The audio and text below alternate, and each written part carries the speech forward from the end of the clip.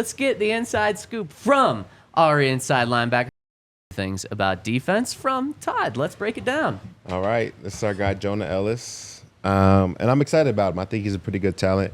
He had a really productive year until he got injured. 16 tackle for losses, 12 sacks in 10 games. So pretty good. He really was balling. Here's a couple plays for him right now. These first two are just kind of him doing his job. These aren't like amazing plays, but it's just understanding him as a player. He's right here on the edge. And what you want from a defensive end is to be able to set the edge and set a firm edge so that they can't create spacing to make gaps bigger. And that's exactly what he does. He takes on this block really well, keeps his outside arm and leg free, being able to make a play if the running back comes out here. But also, he didn't provide any space. If you look at where the play started to the very next screen, literally he stopped this guy in his tracks and keeps the hole nice and tight. Pause for his guys and the other defenders. Unfortunately, everybody didn't stay in their gap, so this guy ends up skating for about 6 or 7, but he does a great job. You can still see him right here holding that edge, creating a firm edge so that they're able to, fill their gaps inside. And I feel like the inside linebackers are going to, love this a lot because when we have small gaps, tight fits, you're able to fit harder and you're able to make more plays. Yeah. Gaps. That's what you guys are looking for? Henry, grow up. That's exactly what we're looking for. Do you know you can go see Dolphins in Tampa? We're doing that. Just throwing it out there. Not the Dolphins, but Dolphins. The animal. Maybe like every other year you can see the Dolphins. That's true. That's a good point. All right, here's the second play I have. This is his best game from last year when he played against UCLA.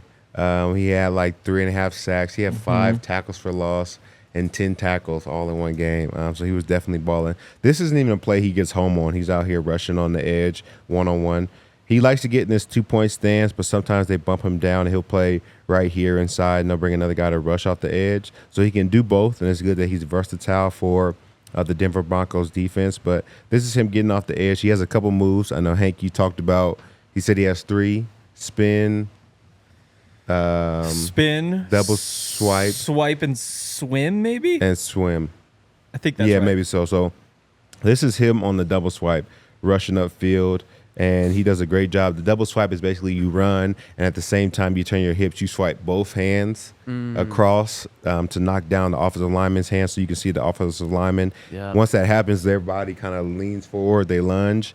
He doesn't get here, but in the game where you have 3.5 sacks and you're one step away from getting another one, like you're just pretty dominant all game. So is that, you mentioned the hips, but is that upper body strength to do that? Is that lower body strength? Like, where does the strength come from with that move? A little bit of everything, because you have to have, good hips, and then your core has to be really strong because you have to be able to flip everything at once and do it with enough power to knock his arms down, but also keep you in control to be able to move forward.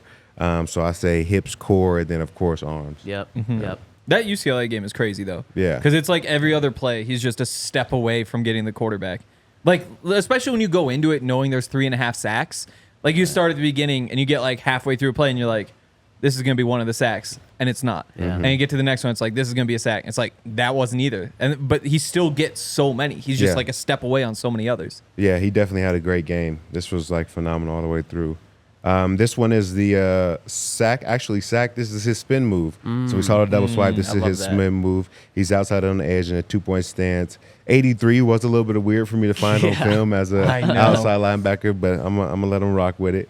And so he has a good get off, 2 hard steps upfield. And the good thing about the spin, or what you need to do to make the spin good, is that you really have to force him upfield, and then you have to like play into him for him to kind of hard set, and that's where you get the ability to spin and come underneath. And so that's exactly what he does. He plays into him, gets kind of on his upfield shoulder right before he gets too high. He spins, comes underneath.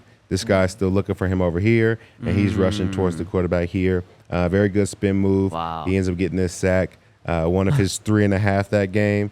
And like I say, he just had a phenomenal game. Look at that offensive tackle. That is not a spot you want to be as an offensive tackle. Literally like standing up, looking at your quarterback, and a pass rusher is much closer to the quarterback than you are. Yeah, he's at the quarterback for sure. Yeah, that is not good. Exactly.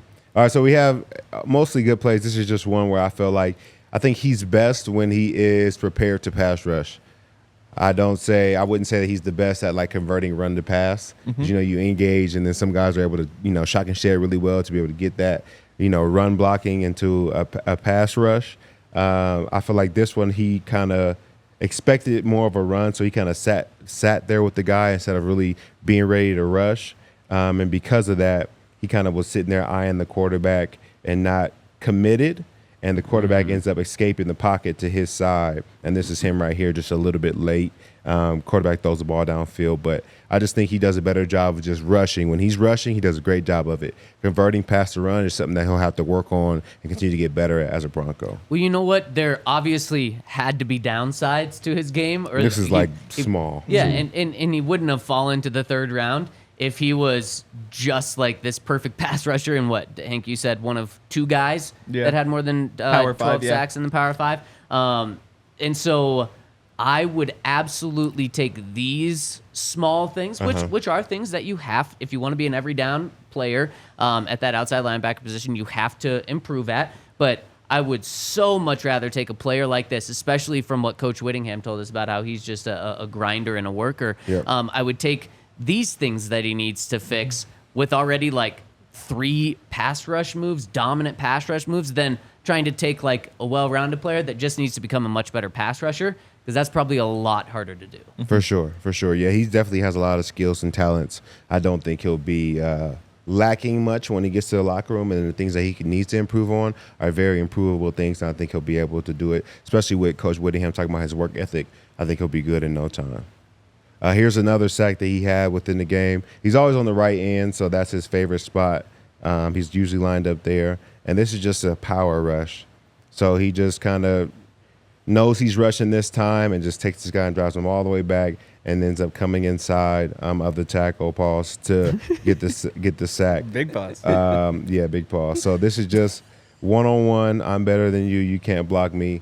I'm going to go get the sack. And, he did a great job playing bully ball right there. I like that, especially being an undersized guy, like 6'2", as Henry asked Coach. Does he have the ability to put more weight on? That's my maybe biggest concern with him is his size. After watching the film, Todd, is that a reason to be concerned because you have to project with size to the next level? Yeah, I think he's strong. At the size he's at right now, I don't feel like he's lacking a lot, and you have to put on 10 pounds before the year starts, or you're going to be out there getting demolished. I don't feel like that's his game. I feel like he's strong, and then he'll get stronger, but I think he's in a good position right now as far as size, especially for a rookie. If he was like 6'5", he would have been a first-round pick, which is crazy because it's not like the height really doesn't always matter all that much. But the eye test matters so much. Exactly. It matters so much. Yep.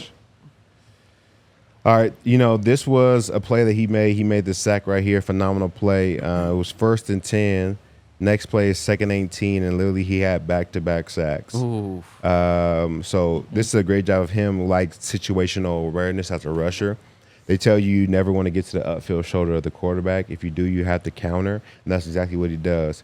He beats this guy with speed, but he sees this guy kind of retracting and getting back on his hip. He notices that he's getting to his upfield shoulder, and he retracts, comes inside, and this is him and number 0 in on the sack together. But he did a great job of redirecting once he saw that he was getting too high on the quarterback. He came back underneath, got into that pocket, and is in on this sack right here. Made a great play. Love there that. It is. Yeah. And I would have to imagine for an outside linebacker coming into the NFL to have multiple moves already is huge, because some guys come into the NFL and they're a first-round pick and they just have one great move, and NFL teams believe that they can add more to that, but to have multiple moves already is huge. Yeah, they say you only need 2. You need a winner and a counter. So I think for me, what I saw on film, I think I would love to see. Really, I think he could add another one to the mix. I think you do, the double swipe.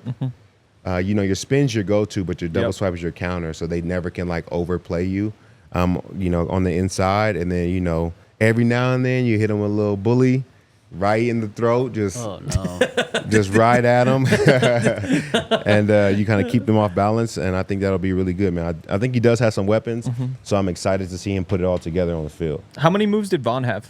Vaughn had a lot, but he only needed 2. because he beats you with so much speed. Yep. And then he hits you with that long arm because you're trying to run to catch him, and then he just sticks his hand like in the middle of your chest and just presses. Yeah. And when you're off balance, there's nothing you can do there because you're trying to rush to a spot. Yeah, it's tough.